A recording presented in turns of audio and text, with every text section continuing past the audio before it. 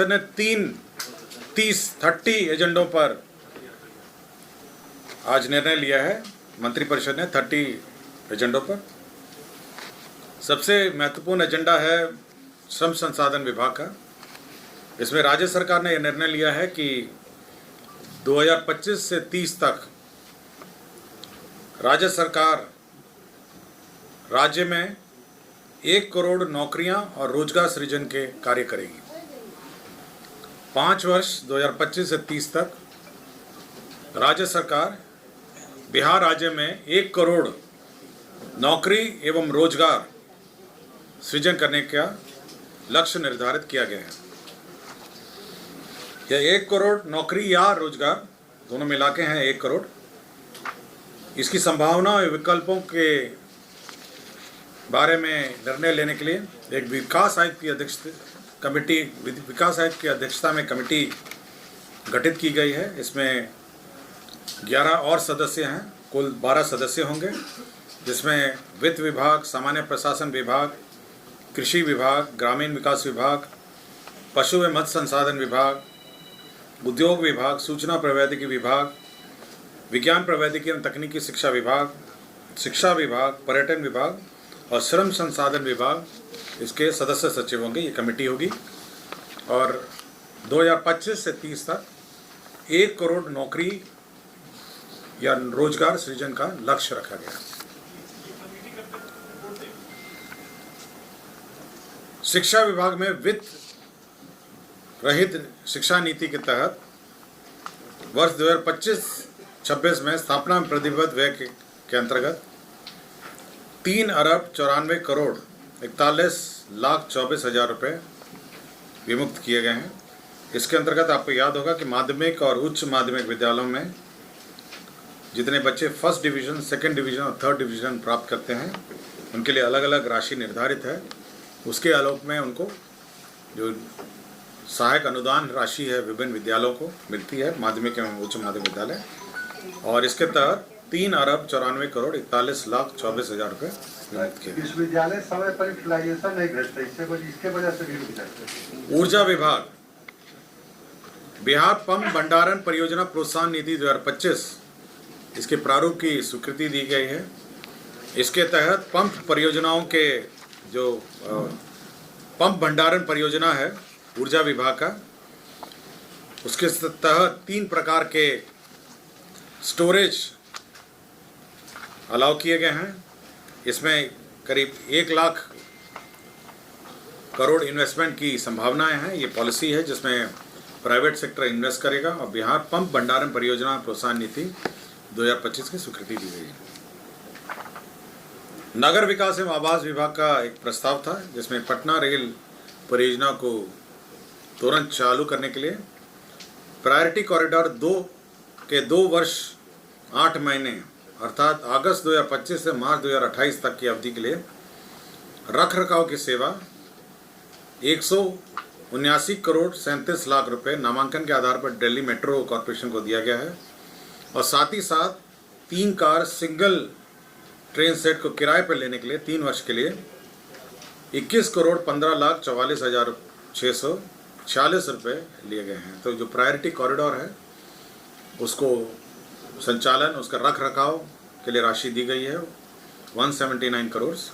और साथ ही साथ जो पहली गाड़ियां हैं मेट्रो रेल की 3 कार सिंगल ट्रेन सेट का किराया है, उसकी भी स्वीकृति करीब 21 करोड़ 15 लाख रुपए स्वीकृत किए गए हैं। पत्र निर्माण विभाग की महत्वपूर्ण योजनाएं हैं। पूर्णिया जिला अंतर्गत रानी पत्रा पूर्णिया रेलवे स्टेशनों के बीच अवस्थित लेवल क्रॉसिंग संख्या KJ 13M रेलवे किलोमीटर 25/23 के बदले ROB के निर्माण हेतु राजंश की राशि 24 करोड़ 46,56,000 मात्र, कुल रुपये 44 करोड़ 85,56,000 रुपये की लागत पर प्रशासनिक स्वीकृति दी गई है। मुंगेर, सफियाबाद, बरियारपुर, गोरगढ़, सुल्तानगंज यह गंगा पथ परियोजना है।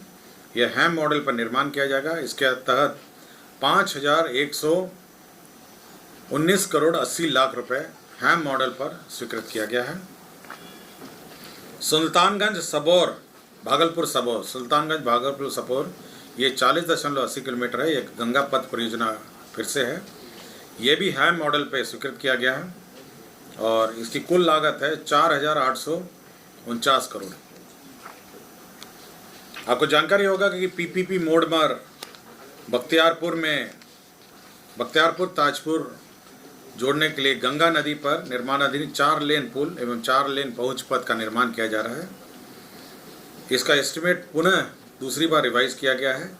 अब ये 3,923 करोड़ रुपए लागत का ये रोड कम ब्रिज होगा। ये बख्तियारपुर ताजपुर का गंगा नदी पर निर्माणाधीन 4 लेन पुल।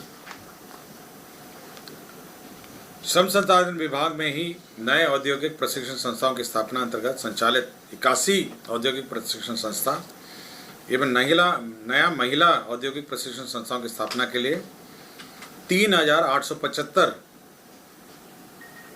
पद सहित स्थापना एवं अन्य प्रतिबद्ध व्यय में स्थानांतरण करने का प्रस्ताव किया गया है। इसमें सृजित 855 पद सहित कुल 112 औद्योगिक प्रशिक्षण संस्थाओं को 3,875 पद सहित स्थापना एवं प्रतिबद्ध व्यय में स्थानांतरण किया गया है। वाणिज्य कर विभाग में बिहार मूल्यवर्धन कर अधिनियम 2005 एवं राज्य माल एवं सेवा कर अधिनियम 2017 के अधीन निबंधित नॉन कॉर्पोरेट श्रेणी के करदाताओं की दुर्घटना से मृत्यु होने की स्थिति में उनके कानूनी आश्रितों को 5 लाख रुपए अनुदान की राशि दिए जाने का एक नया स्कीम चालू किया गया है, जिसका नाम है बिहार व्यवसाय दुर्घटना मृत्यु अनुदान योजना 2025। राज्य में जो सीडीजी इकाई हैं और सीएनजी इकाइयाँ पीएनजी की घरेलू एवं वाणिज्यिक बिक्री के मामले हैं, इसमें जो टैक्स रेट्स हैं, जो कस्टमर को यदि आप सीधा सप्लाई करेंगे तो 12.50 टैक्स रेट है और अन्यथा यदि कोई औद्योगिक इकाई को इंडस्ट्रियल कनेक्शन के माध्यम से दिया जा रहा है पीएनजी तो 5% टैक्स है। तो टैक्स रेट में घटाया गया है। विज्ञान एवं प्रौद्योगिकी विभाग में ही 7 निश्चय कार्यक्रम के तहत विज्ञान एवं तकनीकी शिक्षा के अंतर्गत द्वारा संचालित 46 राजकीय पॉलिटेक्निक संस्थाओं के कर्मशाला प्रयोगशाला की आवश्यकता हेतु 80 करोड़ रुपए मात्र प्रशासनिक स्वीकृति दी गई है। इसी के तहत 38 राजकीय अभियंत्रण महाविद्यालय में 90 करोड़ रुपए कर्मशाला प्रयोगशाला आवश्यकता आधारित मशीन उपकरण उपस्कर एवं कंप्यूटर आदि के लिए स्वीकृत किया गया है। जल संसाधन विभाग का प्रस्ताव था पश्चिम कोसी नहर परियोजना के विस्तारीकरण नवीकरण एवं आधुनिकीकरण कार्य। इसकी प्राकृत राशि 7,832 करोड़ की प्रशासनिक स्वीकृति दी गई। 7,832 करोड़ स्वीकृति दी गई है। नगर विकास एवं आवास विभाग में केंद्र प्रायोजित अटल नवीकरण एवं शहरी परिवर्तन योजना के अंतर्गत दानापुर जलापूर्ति योजना परियोजना की स्वीकृति दी गई है। इसमें 99 करोड़ 9,63,992 रुपये व्यय होंगे।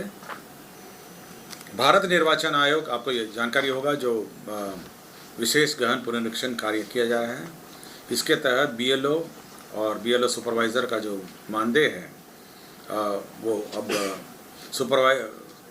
सुपरवाइज़रों को उनके वार्षिक मानदेय के अतिरिक्त प्रत्येक को एक मुश्त 6,000 रुपये के दर से भुगतान हेतु 51 करोड़ 68,40,000 रुपये व्यय किए जाएंगे। इसमें गृह विभाग में आपको याद होगा पुलिस में बम निरोधक दस्ता के कर्मी हैं, जो बॉम्ब डिस्पोजल स्क्वाड हैं, उनका मूल वेतन का 30% प्रतिमाह जोखिम भत्ता के रूप में दिया जाएगा और यह अधिकतम 25,000 होगा। राज्य सरकार जो लोन लेती है उसके लिए एक गारंटी फंड मेंटेन रहता है और उसी गारंटी फंड के प्रस्ताव की एक अधिसूचना का प्रारूप पर स्वीकृति दी गई है। वित्त विभाग का ही प्रस्ताव था कि जो माननीय उच्च न्यायालय के CWJC 960/2024 में पारित न्यायाधीश के आलोक में बिहार न्यायिक सेवा के पदाधिकारियों को राज्य के कर्मियों के अनुरूप ही वार्षिक वेतन वृद्धि अनुमान्य की गई है। जब राज्य सरकारों को राज्य कर्मियों को वेतन वृद्धि दी जाएगी उसी वक्त न्यायिक सेवा के पदाधिकारियों को भी उसी डेट पर दी जाएगी। गन्ना उद्योग विभाग का ईक सेवा भर्ती एवं सेवा शर्त नियमावली संशोधन नियमावली स्वीकृत किया गया है। गृह विभाग में नर्मदेश्वर सिंह हैं चौहान, ये पुलिस निरीक्षक हैं और सेवानिवृत्त हो गए हैं और इनको भूतलक्षी प्रवाह से प्रोन्नति दी गई है और एक छाया पद उस प्रोन्नति के लिए सृजित किया गया है। लैंड ट्रांसफ़र, ज़मीन ट्रांसफ़र के मामले थे। वैशाली जिला अंतर्गत अंचल हाजीपुर में मौजा, बड़ी यूसुफपुर, दिग्गी, खुर्द, यहाँ पर केंद्रीय विद्यालय संगठन को ज़मीन दी जा रही है।